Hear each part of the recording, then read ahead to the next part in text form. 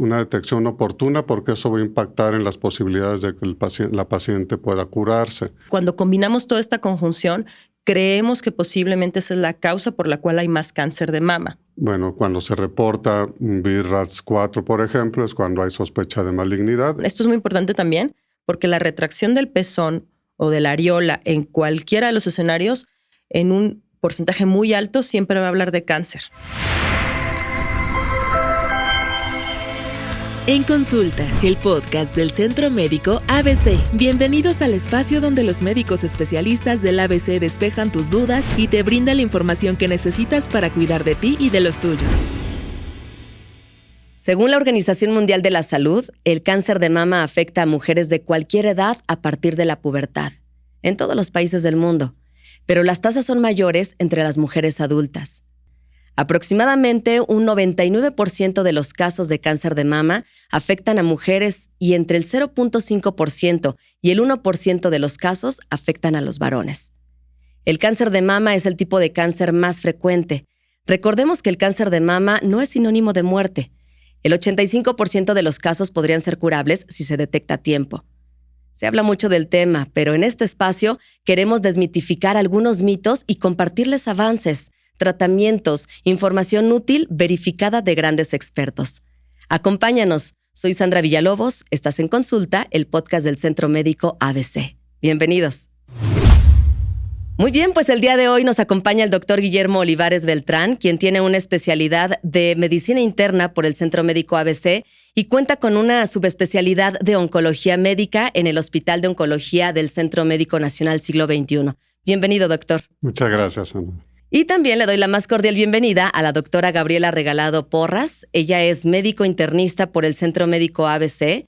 Además, cuenta con una especialidad en oncología médica en el Hospital General de México y un máster en oncología molecular. Bienvenida, doctora. Muchas gracias, un placer estar aquí. Al contrario, muchas gracias. Bienvenidos al podcast del Centro Médico ABC. Y bueno, pues gracias por acompañarnos para tratar un tema tan importante del que tendríamos que hacer conciencia todo el año. Para comenzar, me gustaría que nos explicaran de una manera muy sencilla qué es el cáncer de mama. Claro, el cáncer de mama actualmente es una de las neoplasias más frecuentes en el mundo y en nuestro país. Cuando hablamos de cáncer, hablamos de una enfermedad que se puede volver agresiva. Esto significa que es un tumor que tiene una característica de malignizarse, es decir, un tumor que se origina en una de las mamas y que se puede ir de una manera muy rápida o puede ser de una manera más lenta a otro órgano de nuestro cuerpo. Cuando hablamos de cáncer en específico es cuando hablamos de la proliferación anormal de un grupo de células que empiezan a crecer en un lugar y que una vez que crecen en el lugar donde se originan, tienen la posibilidad de diseminarse a través de ganglios linfáticos o a través de la sangre hacia otros órganos. Cuando hablamos en específico del cáncer de mama, nos referimos a este tumor que se origina en alguna de las dos mamas y en casos muy especiales se puede originar en otro sitio, siendo que proviene de la mama, pero que puede causar esta enfermedad. Ok. Guillermo, según algunas estadísticas, hemos visto que se ha disparado muchísimo el aumento de cáncer de mama. ¿A qué crees que se deba? Bueno, una parte es porque hay más pruebas de detección oportuna y puede ser que esto esté haciendo que se diagnostique más el cáncer de mama, pero también otro punto muy importante es en el estilo de vida y los factores que pueden aumentar este tumor es la obesidad, la ingesta de alcohol y el tabaquismo. Y también otro factor menos frecuente es la nuliparidad, el hecho que las mujeres no tengan hijos o que los tengan a edades mayores de 30 años. Eso también puede estar incrementando más diagnósticos de cáncer de mama. Ok. Gaby, sabemos que hay diferentes tipos de cáncer de mama. ¿Nos puedes ayudar a mencionar algunos?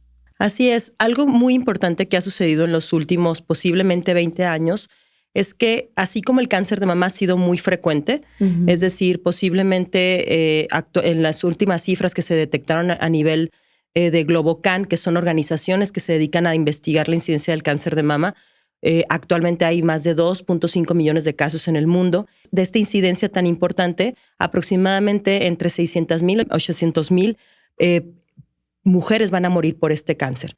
Entonces, algo fundamental para poder hacer un control adecuado es cómo por dentro es el cáncer de mama. Y esto se ha visto porque es el cáncer que está mejor estudiado. Así como es el más frecuente, es el que hemos podido estudiar más. Y lo que hemos encontrado es que resulta que hay muchos tipos de cáncer de mama. Es decir, hay subtipos generalmente que clasificamos de manera molecular, por decirlo así. Es decir, a través de buscar proteínas por dentro de cada uno de los cánceres. Y usualmente lo vamos a clasificar en 3 grandes grupos, que es como coloquialmente nosotros le podemos llamar. Uno de estos grupos son los pacientes que expresan receptores hormonales. Creo que aquí mucha gente puede, si sabe acerca de este padecimiento o sabe acerca de este diagnóstico, sabe que son pacientes que tienen que estar en un bloqueo hormonal constante. Otro grupo es en pacientes que sobreexpresan distintas proteínas como HER2 y otros grupos son pacientes que no expresan ninguna proteína en su membrana, en la membrana del tumor. Entonces, de esta manera hemos podido lograr que las cifras de una incidencia tan alta puedan tener también tasas de mortalidad menores que en otro tipo de cáncer. Ok. Y en este caso, Guillermo, ¿hay algún tipo de cáncer que sea mucho más riesgoso? Sí, el cáncer de mama triple negativo, que quiere decir que no tiene receptores hormonales positivos ni la proteína HER2 que comentaba Gaby positiva. Estos tumores molecularmente se denominan triple negativo y ya sabemos que este tipo de tumores van a tener un comportamiento más agresivo, incluso en etapas tempranas. Con el tratamiento completo que se da en este tipo de pacientes, podemos tener un porcentaje muy alto de recurrencia y son pacientes que tienen que recibir un tratamiento muy específico y una vigilancia estrecha posterior a haber finalizado el tratamiento cuando se trata de pacientes que tuvieron diagnósticos tempranos. Y cuando tienen diagnósticos ya de enfermedad metastásica triple negativo, también el comportamiento de la enfermedad es muy agresivo, pero afortunadamente se han desarrollado nuevas terapias que nos están ayudando a contener mejor este tipo de tumor. Ok. Gaby, ¿hay alguna forma de detectar a tiempo lo que es el cáncer de mama?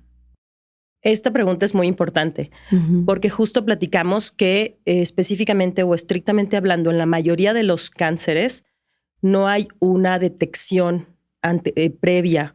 Hablamos siempre de diagnóstico precoz.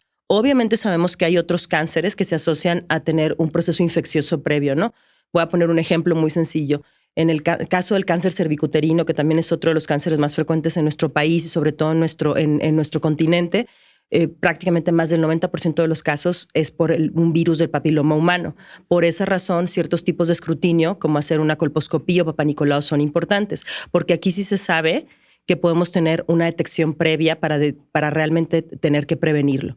En el caso del cáncer de mama, hablamos de un diagnóstico precoz. ¿Por qué? Porque no sabemos en qué paciente o cuál es la causa realmente por cuál se va a desarrollar un cáncer en quién. Sabemos que es muy frecuente, sabemos que todas las mujeres tenemos riesgo de tener cáncer de mama, tenemos cifras que se han aumentado de una manera muy, muy importante en los últimos posiblemente 20 años, pero realmente para poderlo detectar creo que son fundamentalmente 2 cosas muy importantes.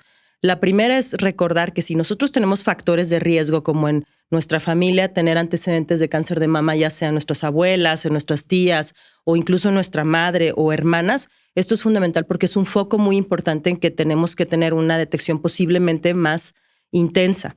En el caso de no tener ningún factor de riesgo hereditario, ya prácticamente todas las mujeres tenemos que entrar a una vigilancia que se llama detección precoz, que va como un escrutinio que van desde los 40 años hasta los 69 años. Estrictamente todo esto se basa en guías, ¿no? Hay guías que nos dice la Organización Mundial de la Salud, hay guías que se ven a través de guías europeas, guías americanas, e incluso nosotros en México tenemos nuestras propias guías a través de consensos importantes y a través también incluso de instituciones médicas públicas, en donde prácticamente estos serían los grupos, ¿no? Es decir, cualquier mujer, aunque no tenga antecedentes de factores de riesgo hereditarios, tiene que someterse a un estudio de escrutinio anual entre las edades de 40 a 69 años y creo que esto es muy importante definirlo. Vamos a hablar seguramente de los estudios, cómo son, para poderlos definir más adelante, pero no hay que olvidar que 2 cosas. Entonces, factores de riesgo hereditarios, tenemos que tener posiblemente una consulta antes con nuestro ginecólogo, comentarlo por si necesitamos una revisión más estricta, que viene siendo desde la autoexploración, desde los 25 años. En México es un poco más temprano, desde los 20 años se recomienda una autoexploración también anual y la revisión médica por un ginecólogo, por tu médico general, que también es muy importante que sea a partir de entre los 25 a 30 años de manera anual, es decir, por un profesional. Y posteriormente los estudios, como ven ustedes, entonces tenemos uno de los cánceres que es más vigilado en ese sentido. Claro. Sí, exactamente. Quisiera complementar de lo que decía Gaby, que esto tiene que quedar muy bien impregnado en la población general, que es muy importante esa indicación que arriba de los 40 años hay que hacer mastografía y ultrasonido anual. La autoexploración sí ayuda, pero esto es para cuando ya el tumor es palpable, que esto realmente en oncología la clave es que sea una detección precoz, una detección oportuna, porque eso va a impactar en las posibilidades de que la paciente pueda curarse. Entonces, a veces tenemos pacientes que pasan 2, 3 años y dejaron de hacerse sus estudios de escrutinio, y en ese lapso pues ya tienen una tumoración mayor cuando se hace el diagnóstico. Entonces sí ser muy ordenadas en que cada año se hagan el estudio para que detectemos en etapas precoces. Claro. Oye, Guillermo, y en el tema de el tener una vida saludable, ¿también puede ayudar a prevenirlo? Pues sí ayuda a disminuir el riesgo. Okay. Y esto es lo que hablaba hace rato sobre el estilo de vida. Entonces, el hecho de estar en un peso ideal, eso ayuda. El cuidar la cantidad de alcohol, de ingesta de alcohol, obviamente del tabaquismo, hacer ejercicio. Estas 4 cosas está bien demostrado que pueden ayudar a disminuir el riesgo. No quiere decir que lo van a evitar, pero sí un estilo de vida saludable puede ayudar a disminuir este riesgo. ¿Es cierto que las mujeres que no tienen hijos tienen más riesgos de padecer cáncer de mama? Claro, también es una pregunta muy importante. Dentro de todos los factores de riesgo que se han estudiado a través de los años, uno de los factores que creíamos que era muy importante era tener un aumento del estímulo hormonal durante más tiempo. Entonces, situaciones que nos hacen que llevemos un estímulo hormonal más tiempo son, por ejemplo, pacientes que han tenido nuliparidad, es decir, pacientes que no han tenido hijos o que no tienen hijos, o pacientes que tienen hijos ya mucho más grandes, ¿no? Históricamente se había hablado de que esto es un factor de riesgo. Realmente en la actualidad no podemos catalogarlo como un factor de riesgo mayor que otras causas, ¿no? Es decir, como mencionó el doctor Olivares, prácticamente la obesidad, la occidentalización nueva de todo lo que hacemos, es decir, la alimentación que tenemos, posiblemente es uno de los factores ambientales que tiene más que ver con esto. Cuando hablamos en el caso de la lactancia materna, sabemos que realmente este periodo no vamos a tener un predominio hormonal. Y anteriormente lo llamábamos como un factor protector. Actualmente sabemos que la lactancia materna se recomienda, pero por otras causas diferentes. Pero realmente en cáncer de mama, cada vez este tipo de situaciones como nuliparidad, como tener hijos más grandes, como lo de la lactancia materna, toma menos fuerza porque sabemos que los factores ambientales realmente asociados a nuestro estilo de vida tienen mucho más que ver, ¿no? Sí, históricamente se sabía que era un factor de protección, pero actualmente no podemos tenerlo como una recomendación para todas las pacientes, porque sabemos que incluso muchas pacientes que han dado lactancia materna pueden llegar a desarrollar un cáncer. Quisiera agregar a este respecto, sobre todo para tranquilidad de las personas que escuchen esto, es que no quiere decir que pacientes que no están en su peso ideal, que toman alcohol, que fuman, o que reúnan todos estos posibles factores de riesgo, van a desarrollarlo. Okay. El cáncer de mama es multifactorial. Muchos de los casos no sabemos realmente por qué se desarrolló, pero sí estos factores de riesgo se han encontrado analizando los grupos de pacientes con cáncer de mama, y por eso se pensaba de algunas cosas como la lactancia que podría contribuir.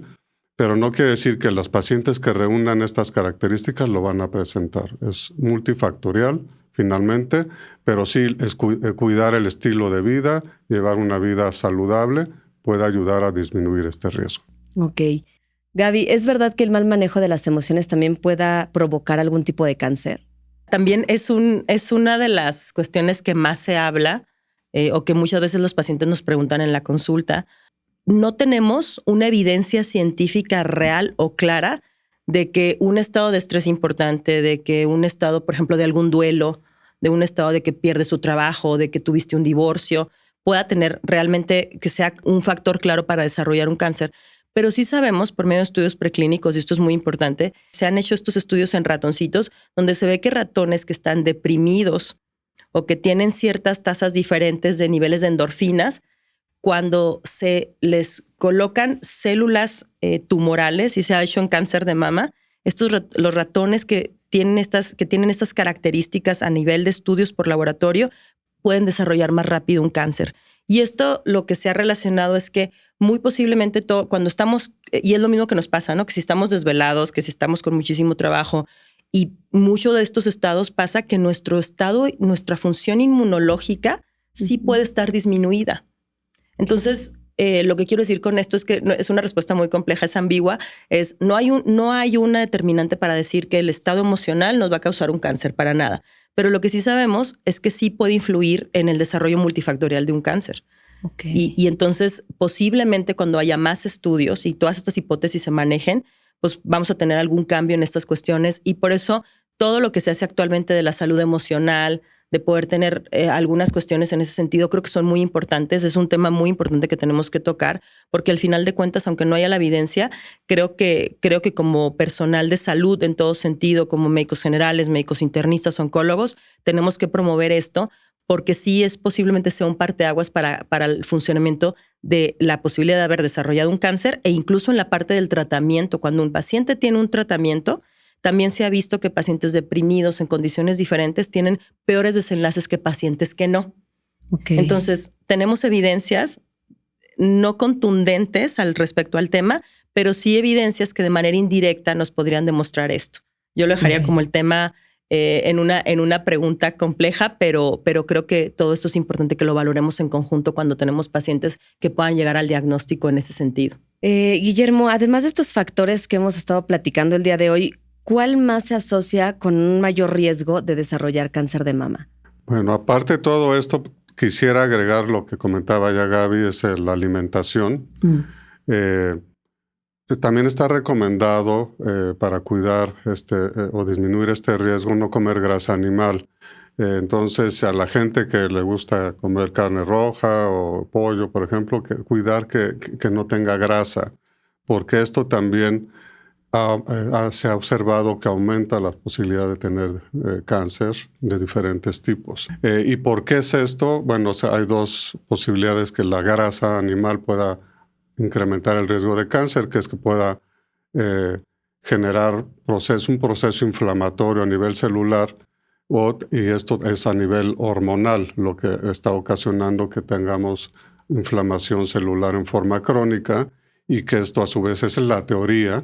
Claro. En un futuro pueda hacerse una célula anormal que se perpetúe hasta que se haga un cáncer.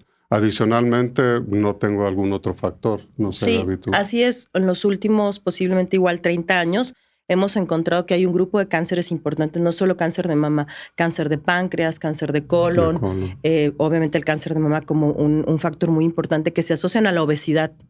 Okay. Es decir, cuando se hacen las tasas de incidencia, qué tan frecuente es, y que se cuenta también el nivel de obesidad, se ve que estos cánceres se asocian más frecuentemente, y como dijo el doctor, tiene mucho que ver bien con tener un estado inflamatorio.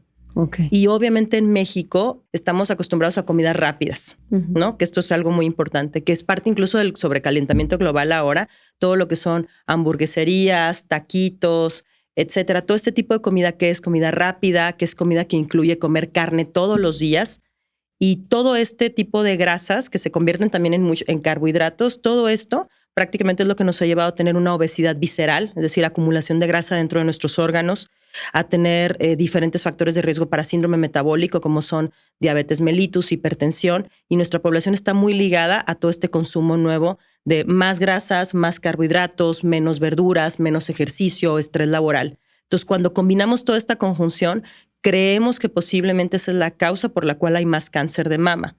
Específicamente no podemos determinarlo en cada una de las pacientes porque cada quien va a tener una predicción o propensión diferente para tener un cáncer.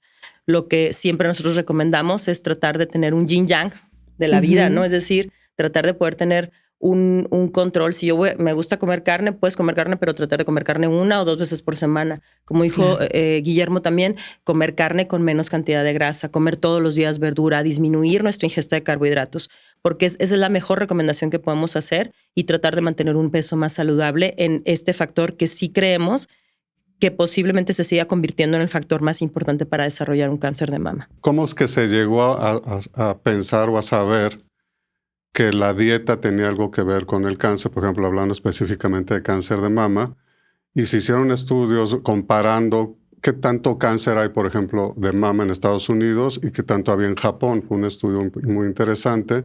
Y en Japón tiene menos frecuencia de cáncer de mama. Después se vio que obedecía a ese estilo de vida y a la alimentación, porque mujeres de ascendencia directa japonesa que ya viven en Estados Unidos, pues tienen la misma frecuencia de cáncer de mama que en Estados Unidos, no que en Japón. Entonces, ¿por qué es eso? Por el estilo de vida, por lo que comen.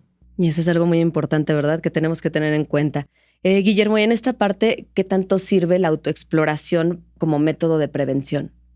Más que prevención, sería hablar de detección. Intentar la detección oportuna.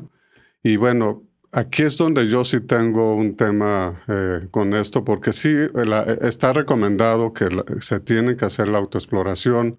¿Cómo es la autoexploración? Una vez al mes, después de cuando son pacientes permenopáusicas, idealmente después de los días de menstruación, para que la glándula mamaria no esté inflamada ni tan sensible. Y en las pacientes posmenopáusicas, elegir un día al mes para autoexplorarse. Y la autoexploración pues tiene que ser de dos maneras. Una, primeramente sentadas con los brazos en la cintura, y luego tocarse, autoexplorarse con el brazo, con la mano, la mama contralateral, en un sentido de las manecillas del reloj, y luego viceversa. Y también verse en el espejo, porque a veces la presencia de una tumoración se puede detectar viendo algún hundimiento en la piel o alguna retracción del pezón. Y también hacer una compresión leve de la glándula mamaria para descartar que no haya alguna secreción a través del pezón. Y luego hacerlo lo mismo, pero acostadas, ¿no? También una forma que ayuda mucho y que se les facilita es hacerlo cuando se están bañando. Ahí creo que eso también como que aumenta más la sensibilidad para encontrar alguna normalidad. La clave de esta autoexploración es que lo hagan regularmente, porque así se llegan a conocer muy bien la mama y pueden en cualquier momento detectar algo que ya no habían tocado anteriormente. Esa es la forma de hacer una autoexploración, pero esto no quiere decir que necesariamente se va a hacer una detección precoz u oportuna, porque cuando ya se toca una nodulación, pues ya son tumores de 1 o 2 centímetros. Lo ideal es más bien que cuando se haga un diagnóstico oportuno en cáncer de mama sea a través de estudios radiológicos como mastografía y ultrasonido, porque ahí nos permite encontrar tumores más pequeños. Y eso, como lo veremos más adelante, entre más pequeño es el tumor, las etapas son más tempranas y tienen más porcentaje de posibilidades de curarse. Ok, Gaby, ¿en el caso de los hombres también es el mismo método o tienen algún otro para detectar también en ellos el cáncer? El cáncer de mama también se puede presentar en hombres, aunque en un porcentaje menor. Se cree que es entre un 1 a 3% de todos los casos de cáncer.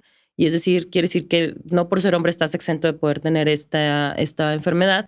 Sin embargo, como la tasa de incidencia es mucho menor en este grupo de pacientes, realmente no tienen una indicación de hacerse un método de escrutinio, pero sí tienen indicación de poder tener que revisarse si es que existe antecedentes otra vez heredofamiliares. En el caso de un hombre también es importante esto. Y ahí en este caso, en el punto en el que ellos presenten algún síntoma. Es decir, como alguna nodulación, alguna molestia que de repente puedan llegar a presentar, creo que es importante que también se lo puedan estudiar, ¿no? Pero en este grupo de pacientes, por la poca frecuencia que tienen, no tenemos un estándar realmente de tratamiento, de regularizar esto como alguna mastografía, etcétera, más que en el grupo de pacientes de hombres que pudieran tener antecedentes en su mamá, en sus hermanas o que tengan una línea familiar muy directa con antecedente de cáncer de mama. Ok, qué interesante. La verdad es que hemos estado aprendiendo muchísimo el día de hoy y todavía lo que nos falta, ¿verdad? Con dos grandes expertos. Así que vamos a una breve pausa, pero seguimos platicando con el doctor Guillermo Olivares Beltrán y la doctora Gabriela Regalado. Yo soy Sandra Villalobos, estás en Consulta, el podcast del Centro Médico ABC. Regresamos. Encuentra más consejos de salud en nuestra página web, centromédicoabc.com. Estamos de regreso, soy Sandra Villalobos, estás en Consulta, el podcast del Centro Médico ABC, y estamos muy bien acompañados el día de hoy con el doctor Guillermo Olivares Beltrán y la doctora Gabriela Regalado. Y ahora la pregunta es, Guillermo, ya una vez que detectamos nosotros algo, ¿qué es lo primero que tenemos que hacer? ¿Con quién nos dirigimos? Bueno, depende de qué es lo que estén encontrando. Si esto es a la autoexploración, hay dos caminos. El camino habitual es ir con el ginecólogo y reportar lo que están sintiendo y obviamente ahí el ginecólogo pedirá estos estudios. Depende también de la edad de la paciente. Si es arriba de los 40 años, el ginecólogo tendrá que pedir la mastografía y ultrasonido. Esto es cuando fue por autoexploración y después hay que ir con el ginecólogo y para que pida los estudios. Si es porque como rutina la paciente se había hecho la mastografía y ultrasonido y le reportan riesgo de malignidad, aquí depende de dónde se lo haya hecho, porque por ejemplo hay programas a nivel de atención del sector público que le avisan al paciente, las localizan, le dicen que tiene que ir a través de esa consulta y ahí ya se encamina el manejo. Pero cuando es a nivel privado, depende quién le haya solicitado el estudio. Si la paciente lo hizo por sí sola, pues ahí también es acudir con su ginecólogo o directamente con su internista o si conocen algún oncólogo, con el oncólogo, para seguir con los pasos indicados, que ahí, bueno, si es una nodulación sospechosa, pues se tendrá que hacer una biopsia, pero el médico le tiene que indicar con quién y cómo. Ok, oye Gaby, hace ratito el doctor nos mencionaba la parte de la mastografía. Aquí tengo varias preguntas. ¿Quiénes deben hacerse la mastografía? ¿Con qué frecuencia? ¿Quién los tiene que revisar? ¿Y quién ve estos estudios? Pues mira, la mastografía es una radiografía prácticamente de la mama, ¿no? Es decir, es una radiografía que se hace en dos posiciones de la mama y en efecto existen métodos de escrutinio o métodos ya dirigidos para ver bien la característica con una sospecha de un tumor. Entonces, la mastografía de escrutinio se debe hacer a todas las pacientes sin síntomas. Okay. Es decir, yo me voy a hacer un estudio. ¿Por qué? Porque tengo ya a partir de los 40 años y es anual. Volvemos otra vez a insistir en esto porque a veces nos dicen las pacientes, es que llevo 5 mastografías seguidas y estoy muy bien. ¿Para qué me voy a hacer otra? Ya llevo 9, tengo 49 años y me he hecho cada año. Hay que insistir mucho en esto porque como hemos dicho durante toda la plática, no sabemos quién se puede enfrentar a este diagnóstico. Estamos hablando del cáncer más frecuente en el mundo, más frecuente en México, el que prácticamente hablamos todo el tiempo al respecto. Cuando en octubre hablamos del mes de cáncer de mama, lo hablamos para recordarnos lo frecuente que es, los estudios que tenemos que hacernos. Entonces, la mastografía de escrutinio es solamente una radiografía en dos posiciones de la mama. Es un estudio difícil, claro. Hay molestias en las mamas. Esto tenemos que platicarlo porque muchas pacientes y cuando nos enfrentamos en el consultorio no se quieren hacer el estudio por dolor, por molestias. Esto ha sido un esfuerzo cada vez mayor en que los estudios puedan hacerse con una manera mucho más sensible, ¿no? Es decir, que esto es importante para los técnicos que nos ayudan a hacerlo. No hay que tener miedo, incluso hay que también pedir ese apoyo cuando hacemos la mastografía. Por ejemplo, hay pacientes que tienen más sensibilidad en las mamas. Cuando se tiene una mama más grande, es más sensible y puede haber más dolor. Entonces, aquí, la mastografía de escrutinio, tenemos que quedar muy claros en que es cada año, que es un estudio con 2 radiografías de la mama. Y prácticamente en este contexto, lo que hacemos es que se da una calificación al estudio. Y esto le llamamos BI-RADS. El BI-RADS es una calificación que se hace para valorar bien lo que encontramos adentro de la mama. La clasificamos usualmente en 5 grados. Y dependiendo del grado que encontremos, se tiene que avisar a la paciente si en el caso que sea una mastografía de escrutinio, si requiere una biopsia posiblemente en ese instante, instituciones que la pueden tener en ese instante, otras instituciones que que le van a avisar al paciente para que busque esta ayuda, que generalmente siempre es el ginecólogo. Hay pacientes que actualmente ya pueden ir directo al oncólogo para también determinar esta situación. Y en las instituciones públicas, pues obviamente tienen el camino ya muy dirigido a los radiólogos que se dedican a hacer este tipo de biopsias. Cuando hablamos de una mastografía y un ultrasonido mamario en conjunto, es cuando posiblemente ya tenemos o una paciente que tiene un síntoma como una lesión, como lo que mencionó el doctor también, tengo alguna alteración del pezón. Esto es muy importante también porque la retracción del pezón o de la areola en cualquiera de los escenarios, en un porcentaje muy alto, siempre va a hablar de cáncer. Porque a veces creemos que esto del pezón es algo que es normal, podemos no tocarnos nada, ninguna lesión, y puede ser que las lesiones estén más profundas, pero cuando se retrae el pezón o la areola es porque la lesión está más adentro y está retrayendo la piel de adentro. Entonces, no solamente tocarnos un nódulo, sino tener una alteración en la areola, en el pezón o algún cambio de coloración en la mama, también puede ser significativo de esto. Aquí entra la mastografía de detección, donde no solamente son 2 tipos de radiografías, de frente y de lado, sino también son ampliaciones de la lesión. Y muy posiblemente el ultrasonido nos va a venir a complementar mucho mejor el tamaño de la lesión, las características por dentro. ¿Y esto por qué es importante? Porque no es lo mismo también, por ejemplo, en pacientes ahora en México, se ha visto que ha habido un aumento impresionante de mujeres jóvenes con cáncer de mama. En un ejemplo, el cáncer de mama es más frecuente entre los 55 y 65 años de edad. Pero en México, el grupo más frecuente es entre los 45 y 55 años de edad. Esto es importante. Y muchas veces todo este grupo de pacientes tiene más densidad mamaria. ¿A qué nos hablamos de densidad mamaria? Que la glándula mamaria es más grande y muchas veces esto permite que la mastografía podría no ver ciertas lesiones. Por eso complementar el ultrasonido es fundamental. Si la indicación y si es posible tener los 2 estudios, sobre todo cuando hablamos de una molestia, que cuando tú tienes un síntoma, es fundamental que los 2 estudios estén ahí. Muchas veces tenemos pacientes que llegan con una mastografía nada más y vemos que por qué no se hizo un ultrasonido y realmente ahí es donde también se puede ver o caracterizar mejor una lesión que pudiera estar escondida. Entonces, en este contexto hay que determinar que los estudios van a ser o de escrutinio o por sintomatología y que posteriormente necesitamos buscar la ayuda, como ya bien explicó el doctor, ¿no? En un especialista que tenga afín al área en ese contexto. Claro, es mejor unos minutos de incomodidad a después que puedan pasar otras cosas que no queremos, ¿verdad? Guillermo, en este caso también los hombres pueden hacerse una mastografía. Pues esto solamente sería en caso de que ya hay una sospecha fuerte de que tiene una tumoración maligna. Okay. No como detección oportuna de estar haciendo con cada año. Eso no está justificado, sobre todo porque es muy infrecuente en el hombre el cáncer de mama. Y de hecho, cuando en el hombre hay un aumento en el volumen en la glándula mamaria, que el hombre se da cuenta muy fácil, obviamente, es por condiciones benignas en la gran mayoría de los casos. Y eso incluso se puede ver sentir a la exploración, porque son características más de que la afectación envuelve a toda la glándula mamaria. Hay dolor, y en cambio, cuando es por un tumor maligno, pues más bien se ve alguna nodulación muy, muy bien definida, que es cuando sí hay que hacer la mastografía. Okay. Pero lo habitual no se tiene que hacer. ¿Y qué diferencia hay, Guillermo, entre un ultrasonido y una mastografía? Bueno, la mastografía, como lo decía Gaby, es una radiografía de la glándula mamaria en 2 posiciones generalmente.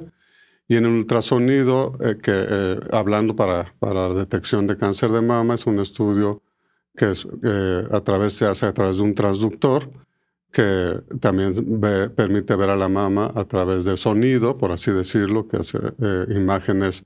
También ahí nos puede describir imágenes sólidas y de características líquidas. Y eso en combinación, cuando se hace con mastografía, si se localiza una zona sospechosa, se ven la correlación de datos de malignidad para poder dar la calificación que también comentaba ya Gaby del BI-RADS. Que esto, bueno, cuando se reporta un BI-RADS 4, por ejemplo, es cuando hay sospecha de malignidad y hay 3 diferentes BI-RADS, de BI-RADS 4, que eso habla de la posibilidad más de riesgo de cáncer de mama, que es cuando se indica la biopsia, y en combinación ultrasonido y mastografía que reporten un BRAF3, por ejemplo, ahí el paciente no se hace el estudio hasta dentro de un año, sino se hace a los 6 meses porque se encontró alguna alteración que no existía previamente, pero hay que vigilar en forma más estrecha. Entonces, el ultrasonido nos sirve para eso, para, en combinación con la mastografía, determinar mejor las características de una posible masa tumoral. Y también nos es útil el ultrasonido en las mujeres más jóvenes, menores de 40 años, cuando como tienen la mama más densa, la mastografía no nos va a permitir ver con buena claridad la glándula mamaria, y el ultrasonido sí. Okay. En las mujeres jóvenes es donde mejor nos sirve. Entonces, ¿sería recomendable hacernos ambos estudios? Como comentaba Gaby, arriba de los 40 años y como escrutinio se pueden hacer los dos, porque en ocasiones cuando vienen solamente con mastografía, en ocasiones nos reportan que es insuficiente y nos piden hacer el ultrasonido complementario para caracterizar mejor las lesiones. Ok. Gaby, en este caso, ¿qué es una biopsia quirúrgica y cómo se recomienda hacerla? Claro, esto va a depender mucho de la calificación justamente que tenga un estudio de imagen, ¿no? Entonces aquí volvemos otra vez a lo mismo. Una cuestión es el escrutinio, cuando recomendamos esta mastografía y encontramos una lesión muy pequeña, menor posiblemente de 1 centímetro. Entonces aquí en este sentido, los pacientes van a requerir una biopsia. Anteriormente, hay muchos tipos de biopsias. Anteriormente las biopsias se hacían prácticamente, se podían hacer casi abriendo la mama o con una extracción mucho más compleja de cómo sacar todo un pedacito o tener que abrir la mama incluso. O incluso se conocía que a veces se iba directo a una cirugía si tenías toda esa sospecha, ¿no? Actualmente los métodos de detección oportuna son mejores porque se hacen a través de biopsias dirigidas muy específicas. Son agujas cada vez más delgaditas. Wow. Entonces esas agujas prácticamente se dirigen a través de ya sea aparatos muy específicos que son como si fueran mastógrafos más dirigidos que prácticamente hacen que la mama esté muy dirigida a lo que es la lesión. Y entonces este tipo de biopsias se llaman por estereotaxia. Y entonces estas biopsias nos permiten que se hagan sin requerir que la paciente tenga que tener programación, ni ayuno, ni anestesia, ¿no? Es decir, son biopsias cada vez más fáciles. Y obviamente todo el personal médico se ha capacitado mejor, sobre todo los radiólogos. Ya cada vez hay una especialidad en que los radiólogos estudian esto para poder hacer este tipo de biopsias. ¿Y por qué es importante? Porque cada vez encontramos más cáncer en etapas muy tempranas. Que eso ha cambiado en la incidencia. Entonces, a través de esto, las biopsias son prácticamente dirigidas en este tipo de métodos. Claramente, cuando hay una lesión más grande, que es decir, la paciente tiene un tumor de 2 centímetros, de 3 centímetros, de 5 centímetros, y tenemos que hacer hincapié en esto porque en algún grupo de pacientes, por eso la autoexploración no se puede dejar de recomendar. Ellas van a hacer ese estudio, aunque se hayan hecho su mastografía anual, porque de repente un tumor creció en 3 meses, ¿no? Y te tocaste la bolita. Entonces, aquí ya esto es una cuestión que es una biopsia diferente.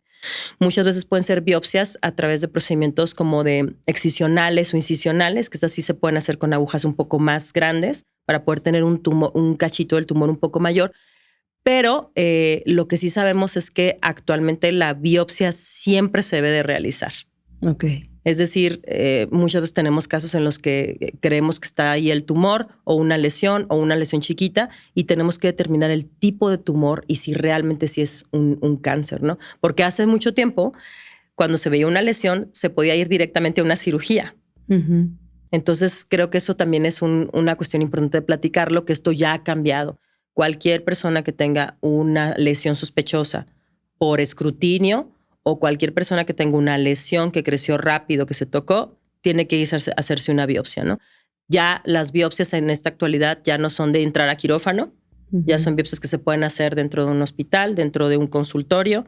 La seguridad cada vez en estos procesos es mayor y también institucionalmente tienen ya equipos completos en donde se puede hacer. Y también hay cada vez más unidades médicas que se dedican solamente a tratar cáncer de mama, y ahí es donde cuando no tenemos una referencia también podemos ir a pedir ayuda para que se haga una biopsia muy dirigida. Es decir, también creo que en este punto ya el hacer una biopsia, y es lo que es importante como recalcarlo, cada vez es más fácil, cada vez hay más lugares donde se puede hacer una biopsia. Creo que también tenemos que decir, por ejemplo, en el caso de nuestra institución, lo que sucede es que cuando una paciente tiene un estudio y se requiere una biopsia, se ofrece ahí directamente mismo la biopsia, ¿no? ¿Por qué razón? Porque tenemos ya la posibilidad de hacerlo mucho más rápido. Estas cuestiones de entrar a quirófano, de tener una cirugía casi previa al respecto, ya no son las adecuadas.